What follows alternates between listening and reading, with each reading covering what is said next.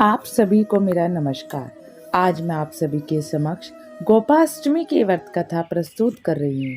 कार्तिक शुक्ल पक्ष की अष्टमी को गोपाष्टमी का त्योहार मनाया जाता है। इस दिन गायों को स्नान करवाकर उनके बछड़े सहित उनकी पूजा की जाती है।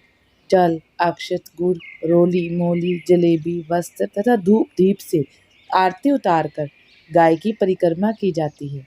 गोपाष्टमी के दिन जब गाय संध्या काल में चरने के बाद वापस आती है तो उनके चरणों की धूल को अपने मस्तक पर लगाने से भगवान श्री कृष्ण प्रसन्न होते हैं तथा अखंड सौभाग्य का वरदान देते हैं।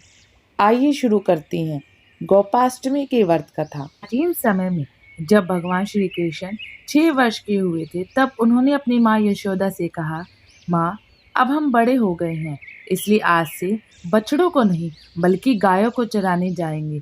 मैया यशोदा ने कहा, ठीक है, इसके लिए तुम पहले अपने बाबा से पूछ लेना। मैया यशोदा के इतने कहने पर झट से श्री कृष्ण जी नंद बाबा से पूछने चले गए, लेकिन नंद बाबा ने कहा कि अभी तुम छोटे हो इसलिए बछड़ों को चराने जाओ। लेकिन भगवान श्री कृष्ण अपनी बात पर अड़े रहे। बालक की जिद को देखते हुए नंद बाबा ने कहा, अच्छा ठीक है, जाओ पंडित जी को बुला लाओ, गोचारण का मुहूर्त निकलवा लेंगे।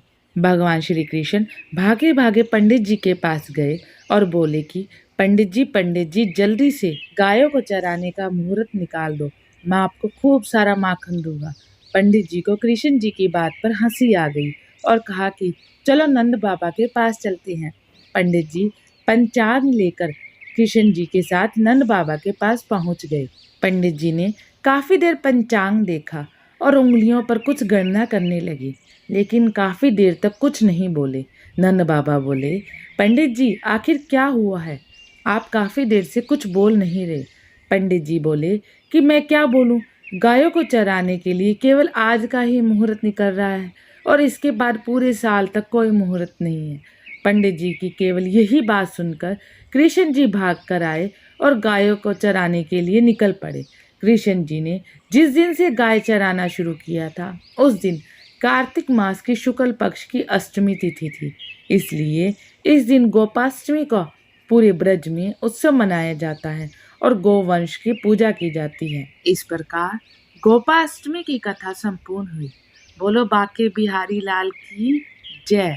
गोपाष्टमी की एक अन्य कथा के अनुसार कार्तिक शुक्ल की प्रतिपदा से लेकर सप्तमी तिथि तक भगवान श्री कृष्ण ने इंद्र के प्रकोप से ब्रजवासियों की रक्षा के लिए गोवर्धन पर्वत उठा रखा था। 8वें दिन जब इंद्र का अहंकार टूट गया था तब वह श्री कृष्ण से क्षमा मांगने आए। इसे कार्तिक मास की अष्टमी तिथि को गोपाष्टमी उत्सव मनाया जाता है।